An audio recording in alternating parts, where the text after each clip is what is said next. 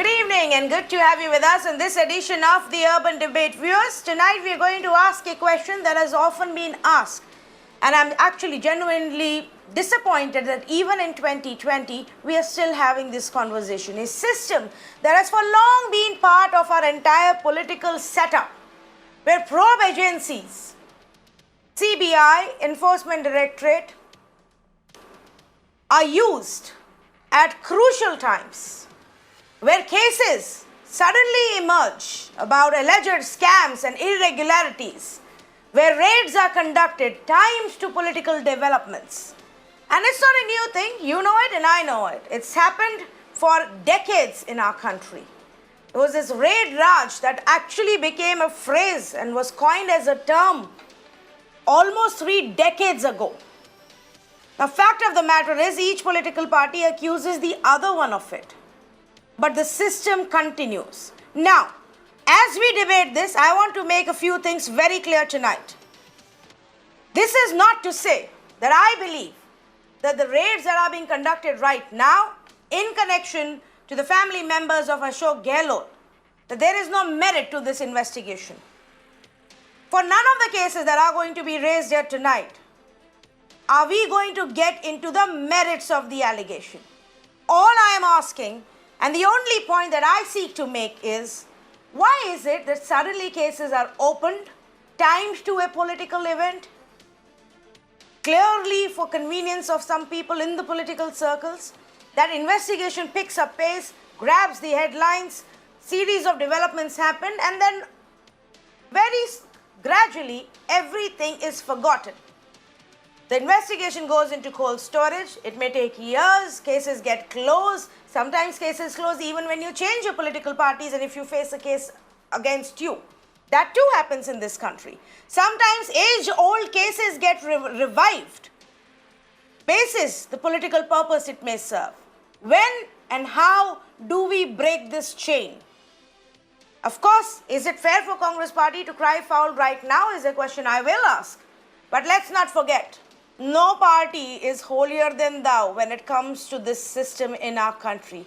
That's the fact. What I want to know is, can we really change it, or is this going to be one of those truths in our country that never changes? Let me first tell you why we are having this conversation in case you missed the latest news development. Property of Ashok Gehlot's brother was raided by the enforcement director in the last few days as the Rajasthan political turmoil intensifies on one part. There are also investigations and raids being carried out. Now, Enforcement Directorate says that this is not timed to any political development. This is because we are investigating a national fertilizer scam. And the raids that are being conducted are in respect to this alleged scam. ED says Agrasain Gehlot's company had sold fertilizers which were not meant for exporting. And these were given at high cost, procured at subsidized prices, given at high cost to companies who then went on to export it to multiple nations. This is largely what is being investigated right now. Enforcement Directorate also tells us that there are irregularities by Agrasain Gehlot's firm between 2007 and 2009, and that's what they are investigating right now as well.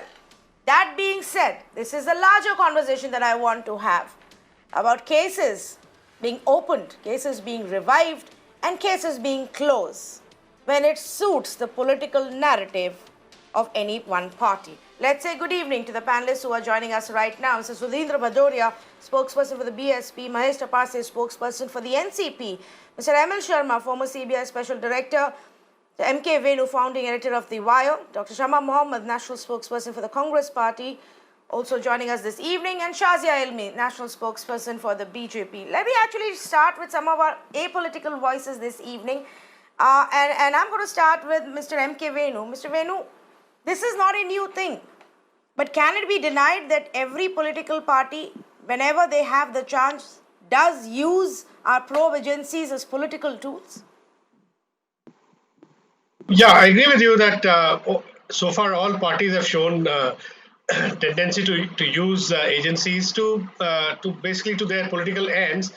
But I would also add here that BJP has really mastered this to a degree which was unprecedented. I think they are using it on an industrial scale. Having said that, Congress has also used it. So therefore, Tanvi, I'll put before you a very interesting data point, which I read in a big report in the Indian Express last year, which said that 2,500 cases of money laundering have been launched by ED, Enforcement Directorate, under PMLA since 2005. 2005 was the year when PMLA Act came into being. And Tanvi, in all these years, in 19, 20 years, out of 2,500 cases that we filed by complaints filed by the ED, only 8 cases have been successfully concluded. Now, 8 out of 2,500, look at the strike rate, it is 0.3%. Any investigation agency, Tanvi, anywhere in the world would be ashamed of this record. I think there should be a parliamentary committee which should go into why ED's record has been so bad right through UPA and NDA. I'm not saying that's only happening during the so last 15 years, Now, can anybody explain why the ED's record of successfully concluding cases is so poor, 0.3% of the number of cases launched? And in most of these cases, they would have made arrests, there would have been harassment, there would have been political cases. And then I would also add that former CJI, Tarun Gogoi, he in one of, it's there in, widely reported in one of the speeches that he gave, he very specifically said that political cases launched by CBI, ED, etc., have a very low success rate. Now, this is coming from a CGI himself, who was, even subsequent Supreme Court judges have also commented on this. So we have to really go into how and why cases launched by ED, CBI have such low political cases, have such low success rate. And I think we have to depoliticize. We have to establish mechanisms to depoliticize these agencies.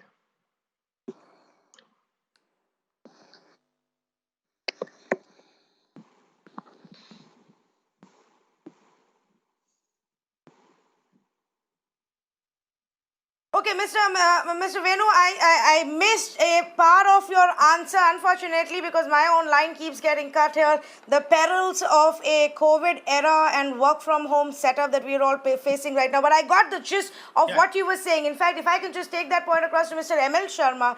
Mr. Sharma, is the record so bad for some of the probe agencies because of political interference, because cases open and close as per the convenience of whoever is in power, or is there a larger problem? For example, is it simply because Enforcement Directorate just finds it extremely difficult to crack money laundering cases? See, whole position has been crystallized by you very correctly in your opening statement. Merits of cases we can't go into because we don't have firm facts before us. All that we know is that the Gehlot case in Rajasthan, and I belong to Rajasthan, it's called Urvarak Ghotala. The allegation is that during the years 2007 to 2009, a particular company belonging to the Chief Minister's elder brother, it exported about 35,000 metric tons of potassium chloride, MOP, to Malaysia and Taiwan. And the allegation is that this particular MOT was not meant for export. It was subsidized by the government and it was meant for the local farmers. Now, you very rightly say that nobody can question the right of the investigating agency to investigate this matter, even though I also understand that the whole thing was cracked by the Customs Department of Ahmedabad area. And I'm also to understand that the Collector of Customs has imposed a penalty of 7 crores on this particular company or firm, what you will, that this payment has not been, this fine has not been paid. This is my understanding. I'm not so sure of my facts. Now, question is whether the ED has jurisdiction. Yes, so long as Prevention of Money Laundering Act is there, ED has jurisdiction. The core issue is the timing.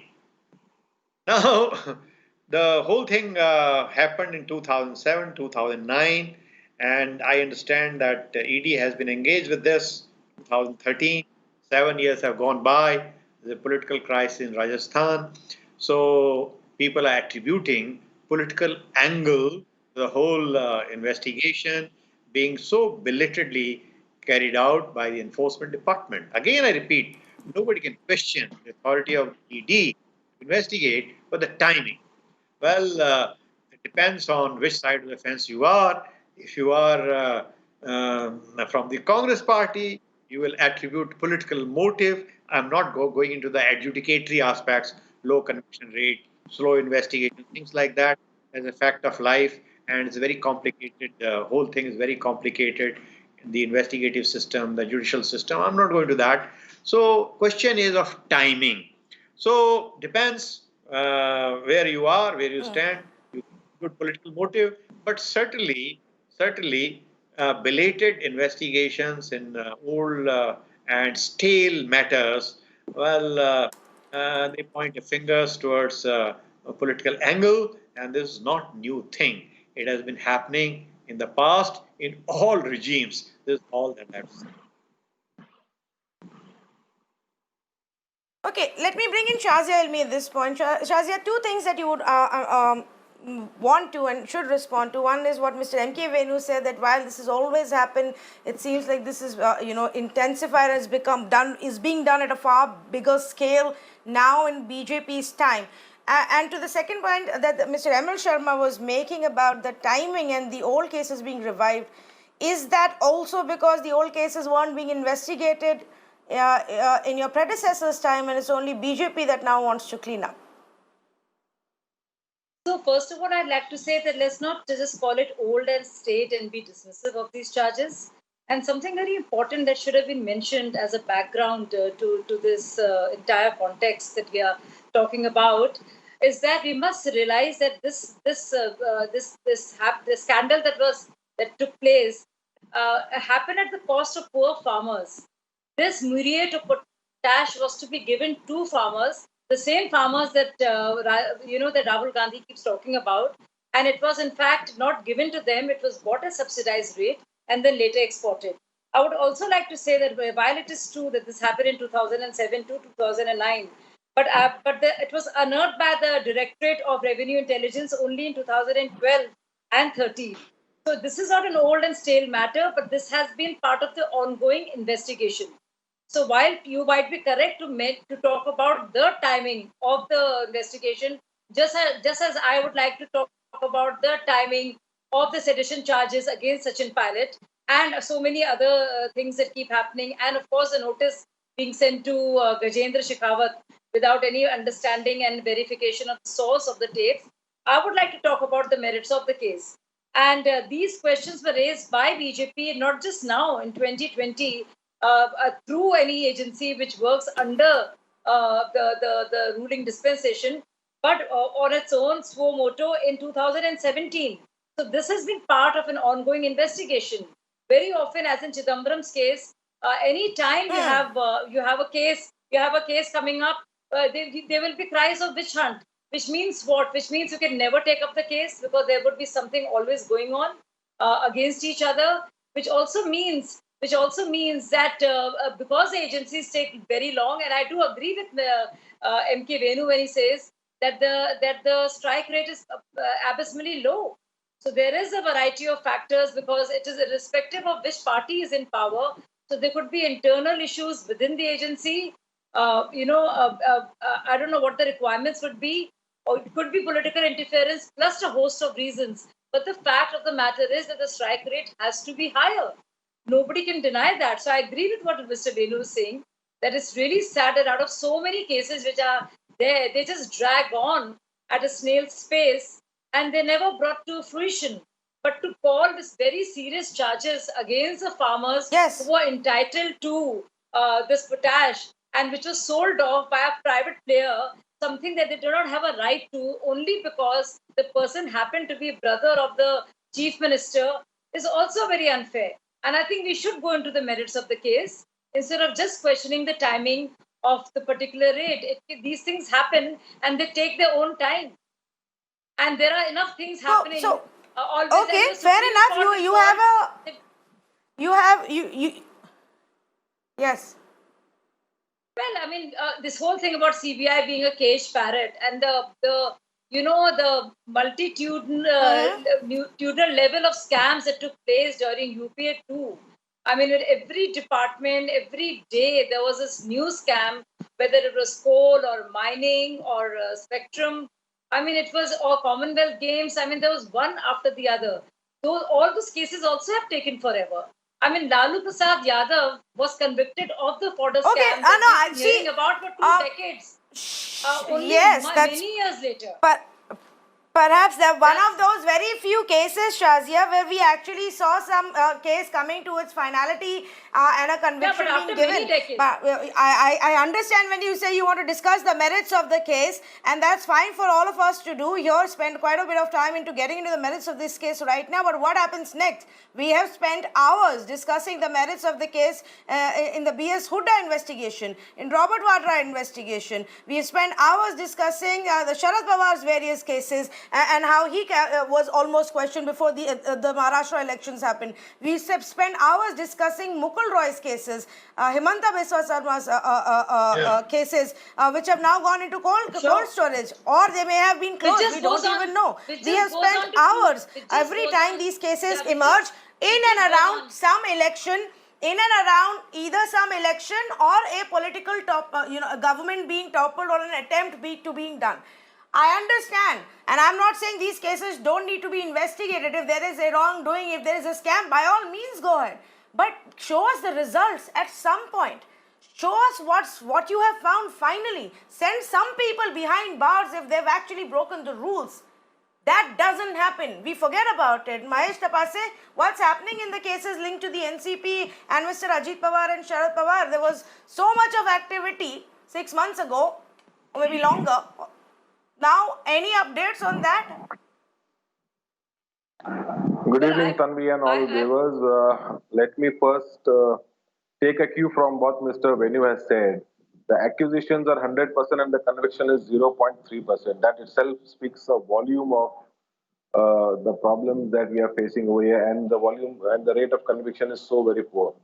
I would just want to keep a slight distance between politics and between the government agencies. As of now, I as a citizen would definitely want that the agencies, whether it's the CBI, the ED, the election commission, they are fair and transparent, and they are not being used in any way by the successive government or the current government.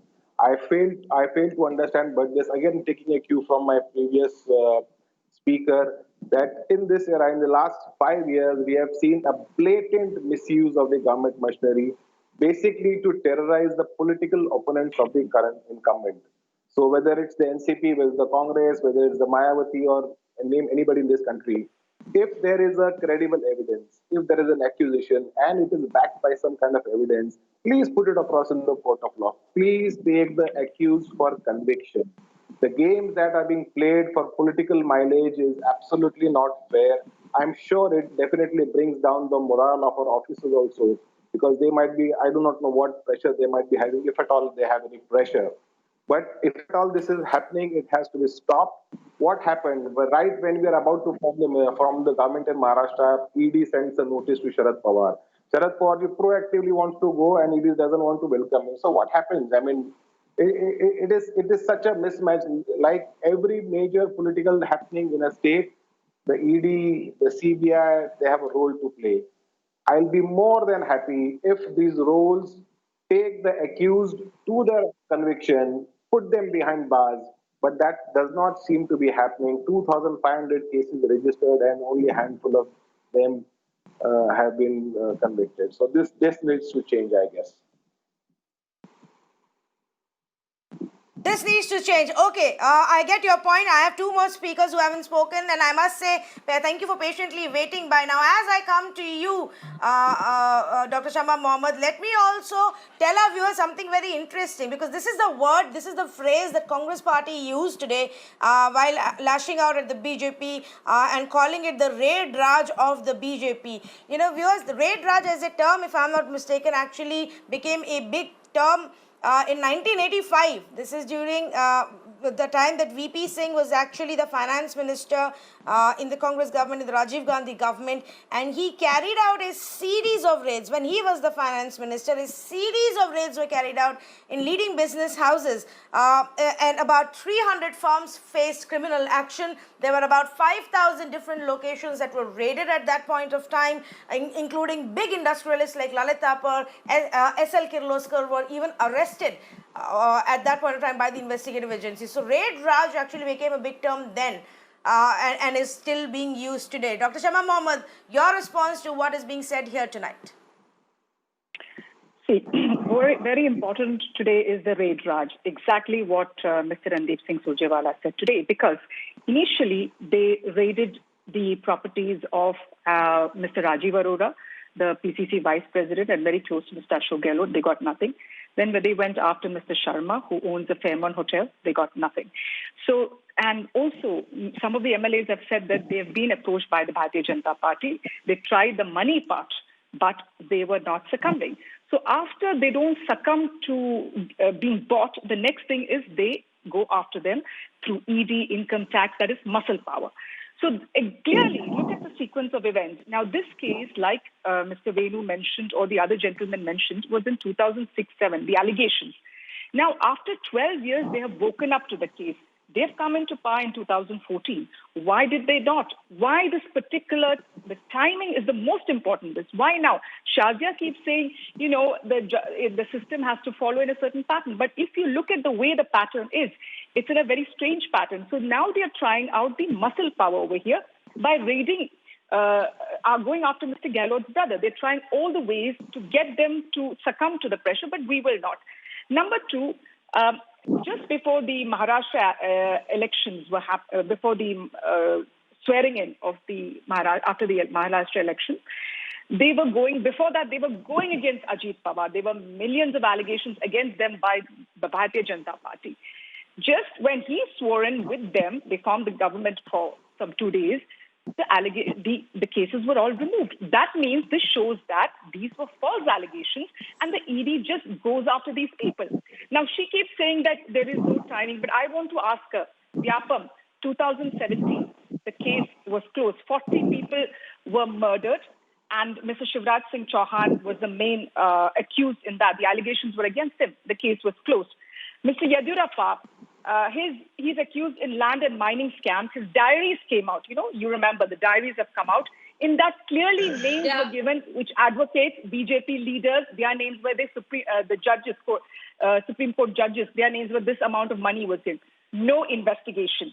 The Bellary brothers, they were involved in 16,500 crore scam, but they concluded the case just before the assembly elections in Karnataka. And there was the whistleblower was Kalol Biswas. He was a forest officer.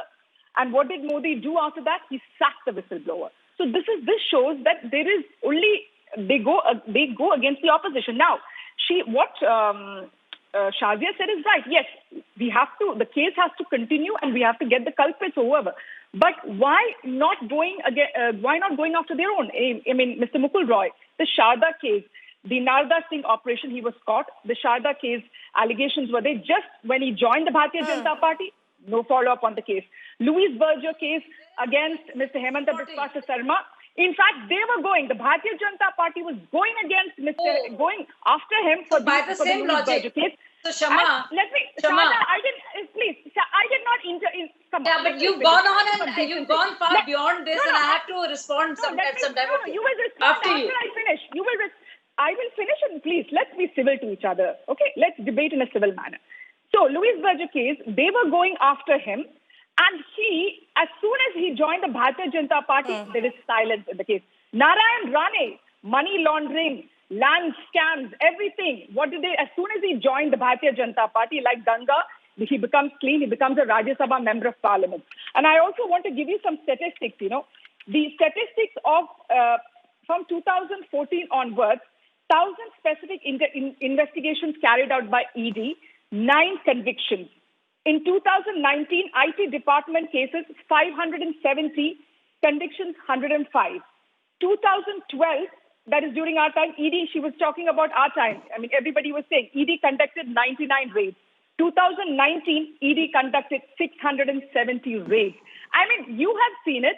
You have seen what happened to Mr. Rawat during the Uttarakhand issue when President rule was declared by the government, by the central government. Well, and at that time, cases against yeah. him. But, of course, it was overruled by the judge. And what happened to the judge right now? So I can go on and on about how there is no conviction, and the conviction rate is low. The thing is, what we are trying to say is, if you're going after leaders, if you're going after genuine leaders, you go after everybody. But why is it when they join the Bharatiya Janata Party, they get cleansed like they take a dip in the Ganga and they come out? Fair enough. Let me get a response from Shazia on that. Yeah. Okay. So why is it when you join the Bharatiya Janata Party, the cases either close or go in cold storage? Yeah, Shazia. So by the same logic, in all of the cases that my friend Shama mentioned just now, I would like to ask then all the people who were thriving in Congress and making all this money and doing all the scams that you claim they were, with the exception of Mukul Roy, because he was an informer in the case and not otherwise, they were all the epitomes of piety. But the minute they joined the BJP, they became all very corrupt, and then action should have been taken against them at that point of time. You mentioned Yedurappa. It was a Congress government that gave Yedurappa a clean chit. It was a Lokpal and the government, or at that point of time, the Congress government that gave him a clean chit.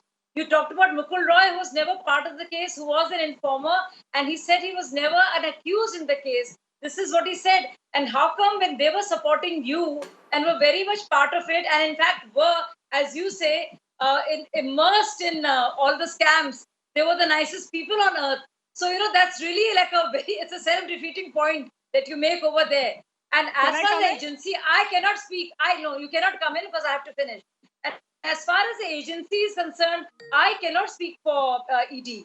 Before that, Tanvi asked me a question and named a number of people, and we keep getting asked a question that you all made such a big deal about Robert Vadra, the Haryana, the Hooda matter, and what have you, and why are you dragging your feet? To which we've said, we've had many elections, including the one in Haryana, to which we have said many times that the agencies will do their work and will not choose timing as per the election. So had that been the case, it would have happened in just before the Haryana elections. In fact, we are told that you made such a big deal about it, and where is the charge sheet? And even if the charge sheet is there, like there is in the National Herald matter, the agency is doing its own thing. Both Sonia Gandhi she's on bail, and yes, she has appeared before the court. But this is how the procedure works. I'm not saying it's the best way, but that's pretty much how the cookie crumbles. This is pretty much how the system works. I'm not very happy with it at this pace. I really think Lalu should have been convicted 20 years earlier. But this is how it happens. So if BJP mentioned in 2017 and raised this issue, and in 2020 the raids are going on, maybe there could be some more raids later on. Maybe this is not the end of the case. Maybe even now they don't find anything. So I would not put it and be so simplistic about it that we Congress, good victim, we are victimized, and they BJP and the raid Raj. What happened to VP Singh? Do you even know what happened to VP Singh? Do you know what happened to his son in Ajay Saint Kit's case? If you have any sense of history, and I think some of us here on the panel do, like Mr. Sharma and MK VENU, we would know what was going on during VP Singh's time and the Bofors time. So please don't get me started. I've been a journalist for several years, and how Chandra Swami and Narasimha Rao managed everything. Can I come in? No, okay. Let me ask Dr. Shama Mohamed this question. Yes, but I also want to ask you this question, Dr. Shama Mohamed. You raised the point of what the BJP does, but what about what Congress did? Is it not true that even Congress, when it was in power, went after its political rivals when it suited them? That there were cases opened against Mayawati, investigations carried out, raids carried out against Mayawati in 2008, in 2012, when it suited your narrative and you wanted to? It's the same. SP, BSP, NCP, Congress, BJP, who hasn't done and played to the gallery and used this as a political opportunity? First, I want to tell SHAZIA ILMI not to demean another panelist by saying that I don't have a sense of history. That's very demeaning of you. So you cannot do No, that. it's not demeaning because it talked only about 6 years. No, I wanted to go further. So you could, If you feel demeaned, then that's your problem. You might. If you feel demeaned, then that's your problem, Shama. It's not You might mine. be a journalist, but Do not be so cannot easily do demeaned. this sort of finger point. No, Let me get into this. No, don't be demeaned so easily. Okay. Let's not go off track. Let's not go off track. It wasn't meant to demean anybody. Let's not go off track. Shama Mohamed, make your point. I was just pointing out to a fact. Yeah. So what I'm trying to say is, if you look, you are saying that during our time there have been raid raids. Now, give me examples of raid raids to when you wanted to remove certain government. Did we do that? Never. This is happening right now. My God, do you remember what happened in Karnataka? Ramakrishna Hegde's time. Please, let because me of phone surveillance. Do you know how many governments were toppled? Do you know what Indira Gandhi did? 9 governments. This way, toppling governments is what you all are doing right now. You are not going after your own. We have not done any allegation. You keep speaking about scams during our time. Any allegation, the minister would step down and there would be a CBI probe. Any allegation. None of these allegations. You would not have a cabinet left. But in your if you were doing this, you would not have a cabinet left, my dear friend. You have accounts. See, this way I cannot debate if this lady keeps interrupting, Tanvi. I did not interrupt her. You have allegations after allegations. Let her finish your point, please. Yes. The Bellary brothers is the biggest example where Yedurappa says, I cannot do without them. The case was closed just before the assembly elections. And he clearly says that I cannot do without them, even though they're corrupt. So it's clear what is happening. Even their HRD minister, whom they asked to step down in 2011 with land scams and various other things, has been made as the HRD minister. He was the Uttarakhand CM. So under Modi, the thing is always the timing. And what happens? They harass them. They arrest them. The charge sheet takes a long time to be filed. Sometimes even charge sheets are not filed because this is intimidating the person there. This is what they're doing. How can you say? Look at the number of cases. And she kept saying that. Wait, let me finish. But you have not responded to what I asked you. Yeah, that's what I'm saying. During our time, then look, I gave you the statistics. 99 in 2012. And it is more than 300 in 2019, around 670 raids. That is what I'm trying to tell you. Ours are genuine when there is an allegation. Yes, but we don't go to unseat or topple governments. We send people. Look at the time in 2006. And why is it being done now? They had 12 years. In fact, last 6 years they had. So why couldn't they do it at that point of time, or the ED during our time or during their time? Whatever, the case has to go on. But why suddenly? Okay, let me go back. It is very clear that this is muscle power. They are not able to buy the MLAs. Now they are going after You went after Sachin Pilot and slammed a sedition charge against him. You slammed a sedition charge against your own. He went to a hotel taking 30 MLAs or 18 MLAs. Okay. May I, ladies, just come here? May I just come here, ladies? Intervene. Let's see if we can actually fix this. I think what is very clear from this conversation is that this has been done repeatedly and we never reach the point of fruition. Otherwise, I would have more examples to give today about legitimate cases and scams where we've seen some conviction come through.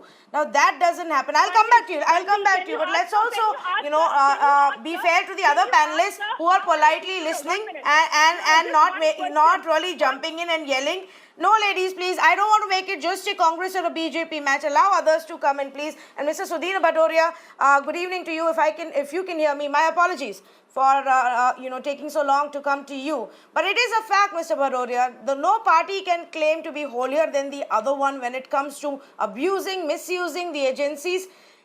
Without getting to the merit, it's the timing that's always so blatantly obvious, isn't it?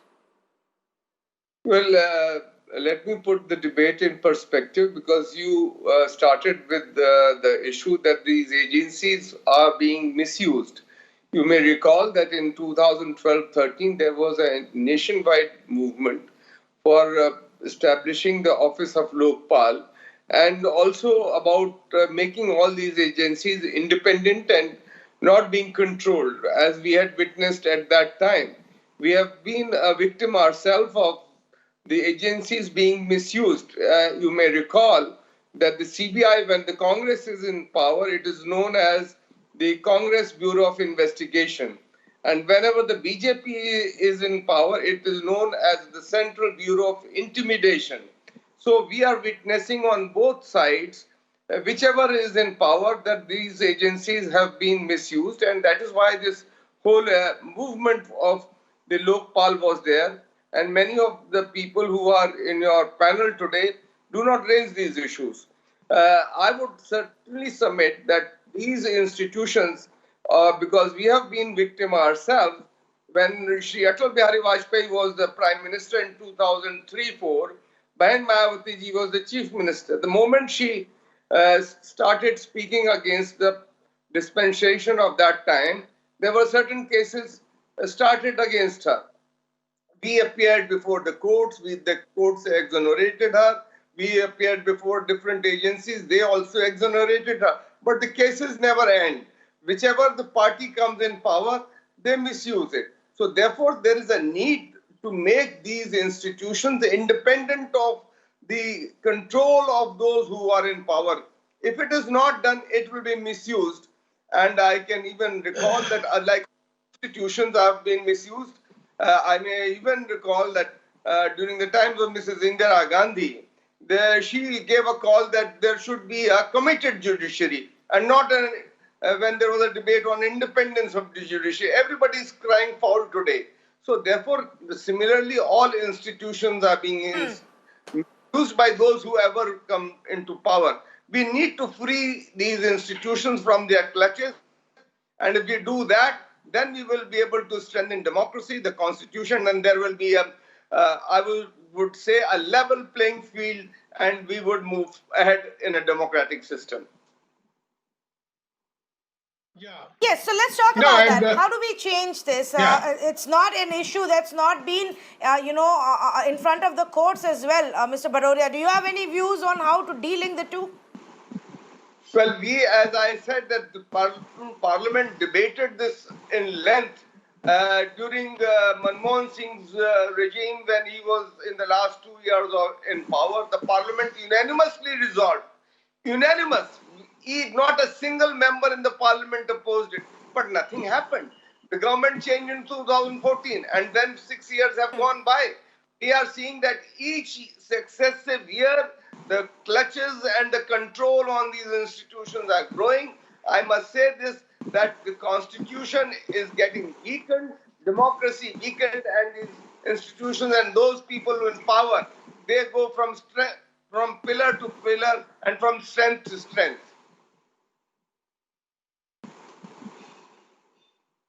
Mr. Venu, do you have any views on this? Let's talk about, going forward from here on, how do we de-link the two? So Tanvi, I also believe, as Mr. Bhadoria was saying, that there is a need to which have wide-ranging powers like CBI, ED. I think first of all, we don't need a separate agency like ED to investigate money laundering. I think it can be collapsed into CBI, and the CBI should be brought under a Lokpal kind of authority, which has an independent oversight over agencies and over appointments, etc. And that's the only way we can depoliticize this. And Tanvi, I may also want to recall here what Prime Minister Modi said for political cases, for political corruption, he would set up fast-track courts. Now, and in order to fast-track cases.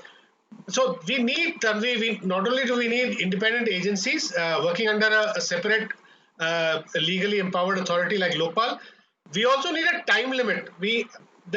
After all, in legal procedure, there are time limits. Charge sheet has to be filed within 90 days. So cases have to be investigated, taken to prosecution, trial within 4 or 5 years. So that's the only way we can ensure that we escape this very Kafkaesque kind of a framework where a case hangs on your head continually for 15, 20 years. You're neither acquitted nor are you, prosecuted. So, nor are you convicted.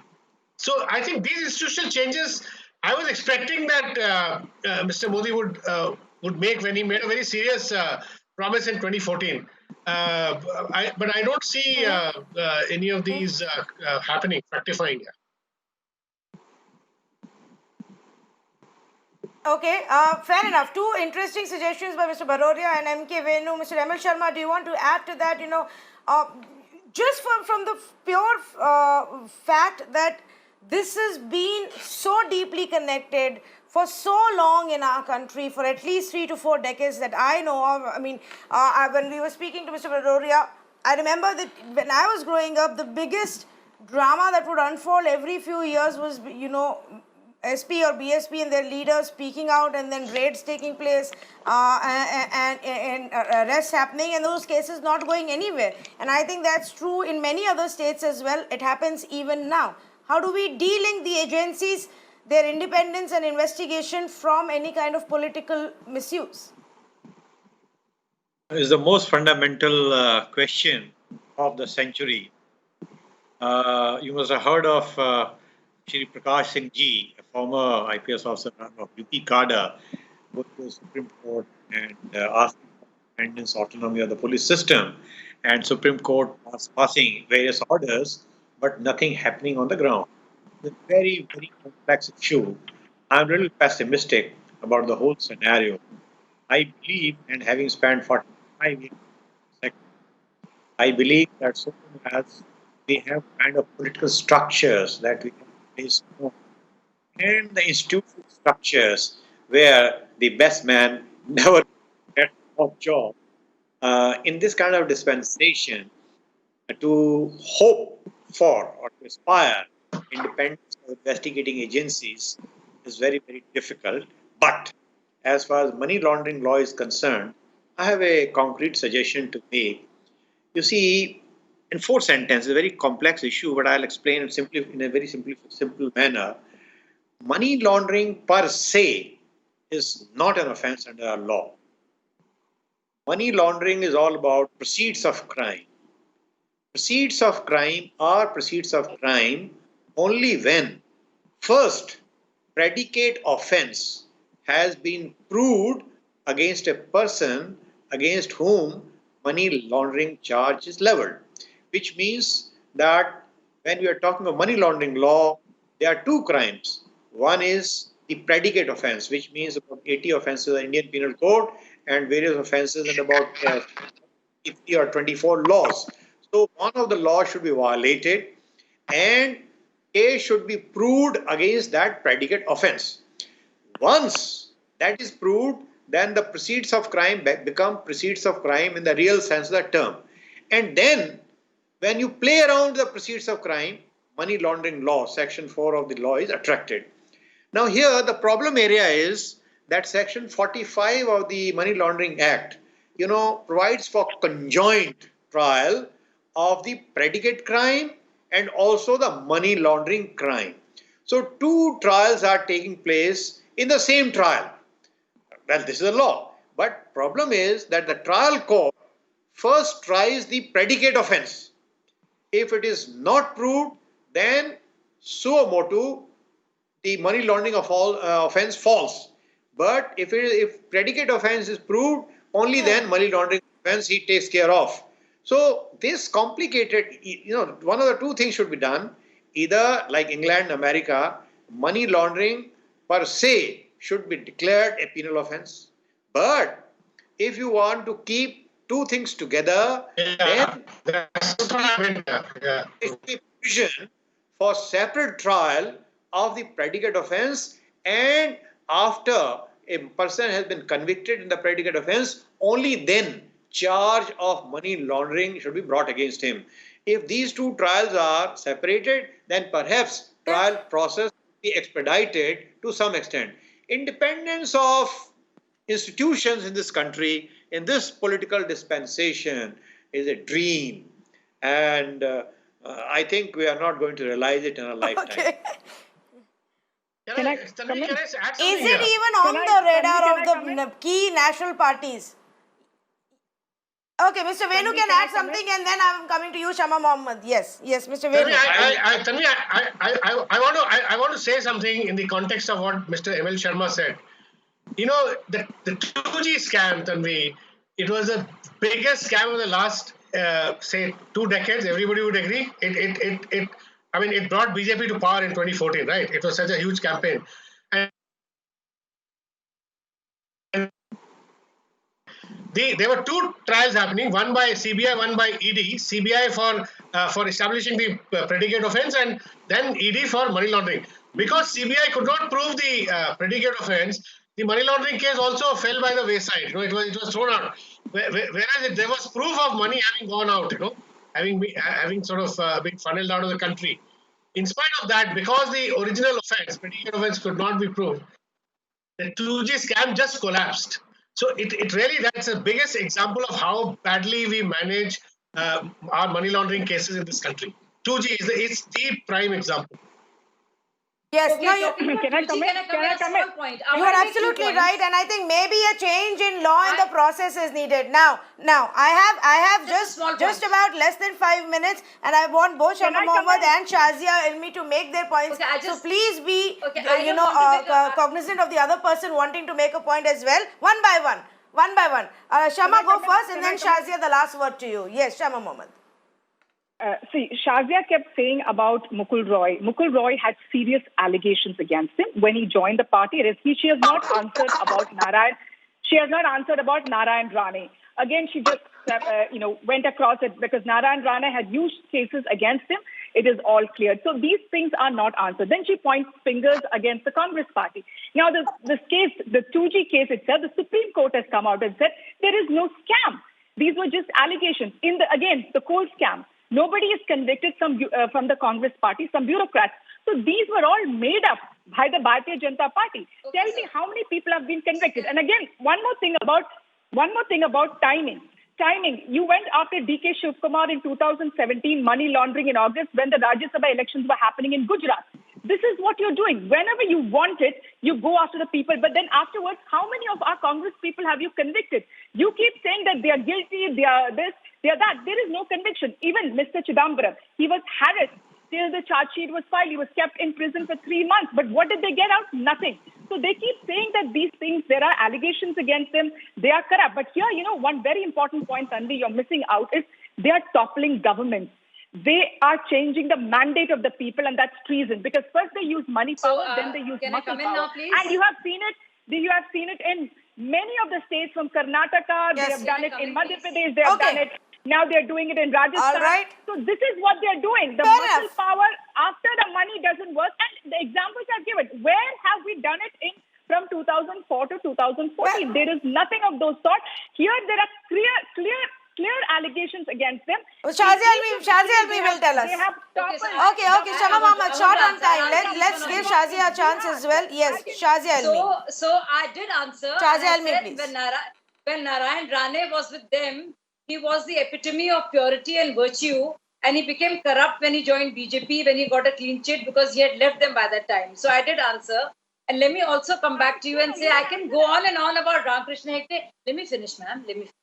I can go on about Ramakrishna Hegde. I can go on about VP Singh, about Arif Muhammad Khan. I can keep going on and on about various people. But let me answer. I'm answering. You'll have to be quiet. You are not answering. Vyapam. No, I'll answer what I want to answer. I want to make a clean sheet. I want to make a point You're not giving answers to your leaders. Tanvi, if you can, 1 minute, please, Shama. Let Shazia make her point. Let Shazia make her point. Can I just listen to Shazia Ilmi, please? Yes. Why the 2G case? Why not arresting? Okay, I want to make an informed point.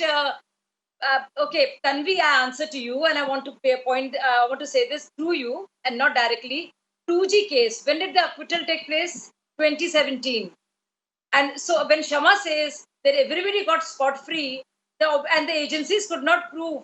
So if the agencies were working under the BJP, if Modi ji was so vindictive as to do all these things during political turmoil, why didn't the 2G scam, the Congress got away scot-free? And they were distributing laddus to each other, which were the pictures of which we saw. So why did it happen? Because if a party was to be vindictive, then they would have been able to nail the Congress, right? But they did not. So this goes on to say, because this is 2017, when Modi ji was very much in power. I want to make another point. Another point is that within the agencies themselves, and this insiders would know, and people who cover these beats, so certain individuals within the agencies, whether it's CBI or ED, they assume a lot of powers, and that is beyond the political realm. In a simplistic way, they are vested interests. And there is something when I want to give you a perspective about how to change things. I would like to add that no individuals or a cabal of individuals or officers should be able to hold the investigation, or let's say the parliamentary process, or any particular individual to ransom because of the control over the agency. That is little to do with, of course, political influence, more to do with the money and corruption that goes on. So that only insiders would know to what I'm hinting at. Okay. People who are there on the Well, let me take up that point and say maybe it's time, Shazia, for all political parties to once again come together. Shazia, Congress got away. Maybe it is time for all political parties to once again come together and revive the conversation that happened in the parliament. I'm completely out of time. I'm going to thank all of our panelists for joining us. But Shama Mohamed, you raised a question. Here are some examples to answer what you said about what happened under the UPA era. On 21st March 2013, CBI under the UPA raided MK Stalin 2 days after DMK pulled out of the alliance. In the Sohrabuddin encounter case, the CBI court in its judgment said that the agency wanted to implicate leaders. Everybody knows when the Supreme Court itself called CBI the cage parrot. But I'm going to give you one last example before I wrap this up. In 2008, CBI withdrew its case against Mulayam Singh Yadav, citing accounting mistake shortly after Mulayam supported the UPA on the nuclear deal. Many more. It's the same for all political parties. Maybe it is time for the political parties to come back together in the parliament, have a conversation about it again, and bring about the changes that are needed to make the probe agencies, CBI and ED, truly independent. And if streamlining of laws is required to make the process of investigation simpler, to empower these agencies to do a fair and speedy investigation, to set up fast-track courts for political cases, then let's do that. Because I think people are running out of patience, and people will stop taking these raids and these cases seriously and these corruption allegations seriously unless you actually show them results, at least in a few cases. Let's just begin with that. Thank you so much for joining us on this conversation.